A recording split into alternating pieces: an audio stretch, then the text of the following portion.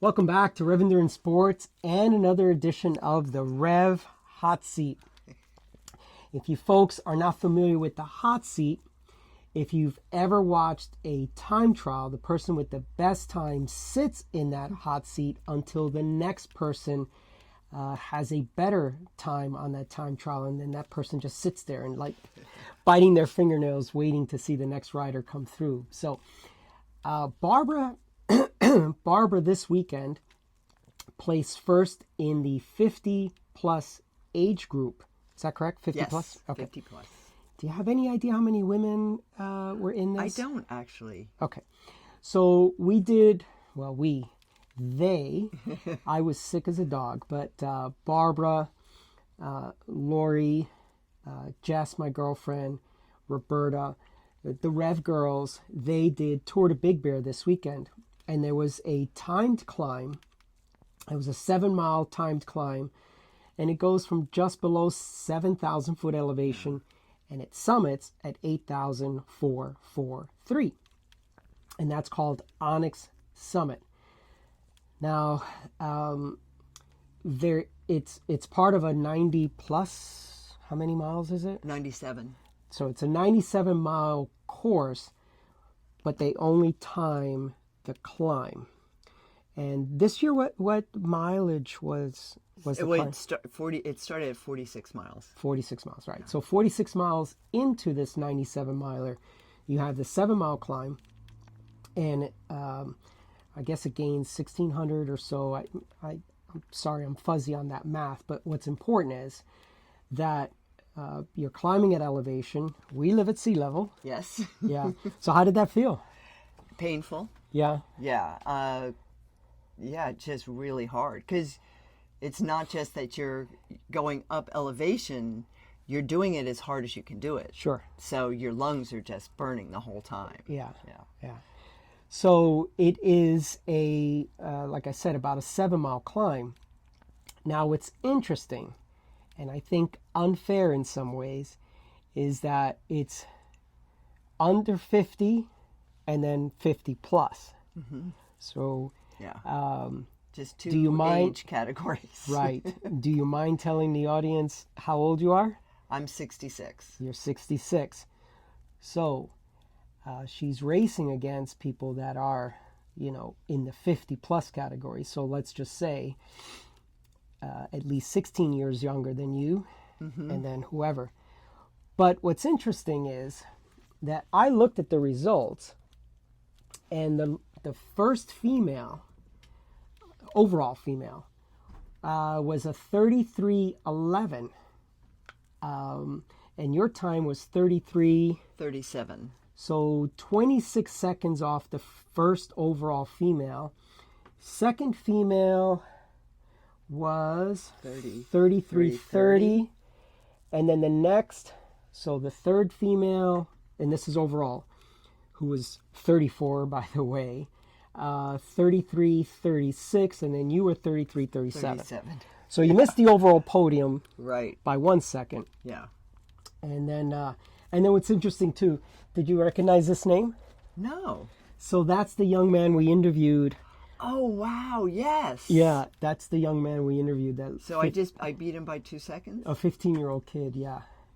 Oh, that's great. Lori, come on in, because you in the 50 plus category. Let's see if maybe you can flank her on. Oh, yeah. Okay. The two of you. Yeah. So we share. You share.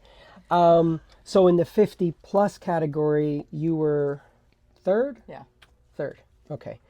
So, and I can't remember how you did last year. Can you refresh my memory? Well, last year I didn't go for the QOM. I just raced the whole thing. Okay. Second overall female last year. But I raced. That's what I was saying, going up Onyx on the backside this year. It's like, God, I raced this last year. This is so much nicer to be cruising it. But yeah, it was. But I was training for Hooters. And then an honorable mention, my girlfriend was 10th overall female. So that was kind of cool. But her plate, so here's a cautionary note. These number plates had a magnetic strip or whatever they call it, and you rolled across a mat. well, she taped it along her head tube. Oh. Right? So instead of it just being zip tied, then she taped it along the head tube. So unfortunately, it didn't register. But we looked at the segment and she would have slotted in at top 10. So, but, you know, word to the wise, these number plates are really annoying, but just let them flap. The expression is you're all on a level playing field because everyone has a flappy frame number in the front of their bike. So I know that we spend thousands upon thousands of dollars to get aero bikes and aero helmets and aero this and aero that, and then we get this number plate just flapping in the front. But so I was sick, so I was not able to lead you folks out and keep you. Did you see any type of like sketchy riding or dangerous situations? Stayed with Brian the whole time. We were with Brian but we and did Shaw. see sketchy. Oh, there was sketchy in the beginning. There were some guys who we had to make a left, and we stopped because there were cars, and they just took off around us and went against traffic. On the right side of the road, just to get out to not have to wait at the stop sign. Yeah. Cars were coming. Yeah, so there's people and we just looked at Brian. He goes, I'll never do that. Yeah, you just have to be safe at these events. It's not worth it. And especially if the only thing that's timed is the climb. Exactly. So the rest of the time, you don't have to ride it like a jerk. Don't be a jerk, right? Okay, so you live at sea level, 8,000 foot elevation.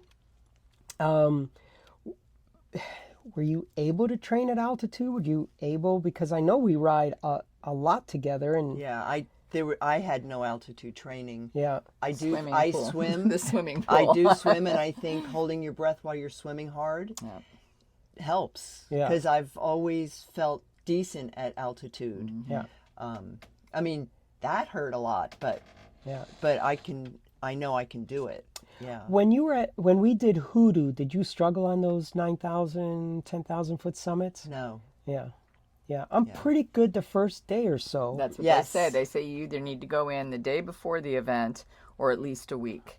Yeah. Right. To get yourself acclimated. Yeah. And you do, which is why I'm leaving for Tahoe. Yeah. For Sprocket Rocket. Yes. Yeah. So lots of things going on for these ladies.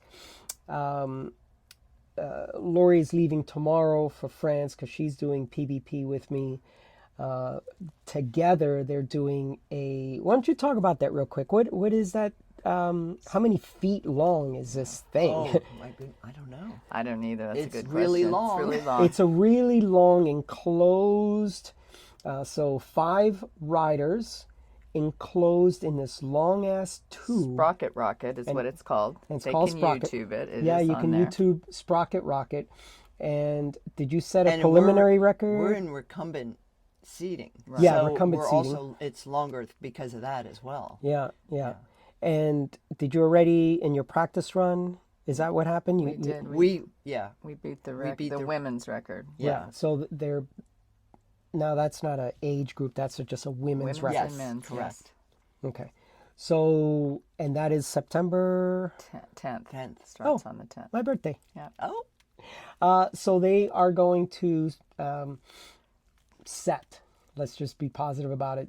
They are going to set the women's record for this Sprocket Rocket. Now, any ideas how fast this thing goes? Well, we want to get to the men's record, which is 63. Is it 63? That's what. Okay. Yeah, 63 miles per hour? Yeah. Jeez. But we feel because we got up to 53 and we hadn't really all out. 100%. We weren't all out, and it rolled a little. So the course that we're going to be on is the completely record flat. Course is flat. And it's at altitude, so there's that a little helps faster. us too. Yeah, a little thinner air. So good. What's next besides the Sprocket Rocket? Anything else going on for you in the next you have the senior few months? Games. Senior. That'll be after. Yeah, senior Rocket. games. So senior games Santa is October, Barbara. right? Mm-hmm. Yes, early October. So Santa Barbara, I think someone told me they cut out the Gibraltar climb. Gibraltar's not in it. Because it's the Road's road bad. is a mess. But they're having another time section, but I don't know what it is. Yeah, I don't either. Yeah. Yeah, so last year, first and second at the Gibraltar timed climb. So now, I mean... We do. We go back and forth. Yeah, we do. Yeah. So, I am blessed to have two very gifted climbers that represent me as the Rev girls. You had a Sierra Nevada jersey on this year, but you've got commitments there, and we all understand how that works. But she rides and trains with us more than with them. Yeah. They're more of a LA, Los Angeles type of more gravel and dirt. There was a girl up there that did the gravel. Yeah. Amy Huntner. And then another guy, Steve, that I met at the men's camp last year. Yeah, he was I'm trying to get close to you because you don't have a microphone. Yeah. But yeah. So I'm blessed to have two gifted climbers, and they place first and second at these events all the time. And I start to think about how these super teams of the tour time frames that some of you may know, like when you got Bernard Hinault and Greg LeMond, or you've got whatever two really strong overall GC contenders on a team, and then they have to fight it out. But you know what, it only makes them stronger, makes them better, makes them faster in that respect. So we're gonna do another video right after this one about Lori's L'Etape de Tour in France a couple of weeks ago. So please like and subscribe. Please hit notifications so that you can see when I've posted another video. Any parting shots? No? Great. No? Thank you. Thanks. All right. We'll see you down the road.